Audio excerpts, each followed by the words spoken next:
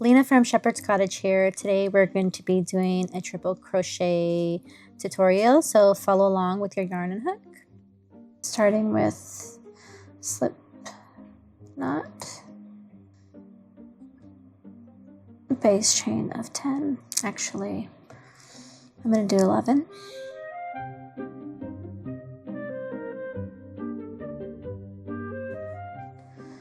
I'm doing 11 with the triple. We're going to start from the third chain from the hook. 1, 2, and 3.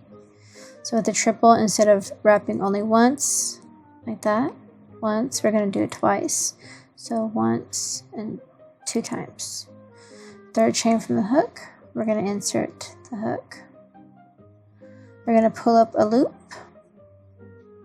We have 4 loops on our hook now. So we're going to pull through the first 2.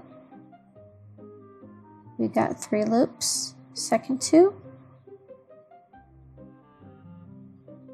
and now the last 2. So that sequence of going through the set of loops 3 times, that's considered your triple. Thanks for watching the tutorial on triple crochet. We'll see you in the next one. Bye.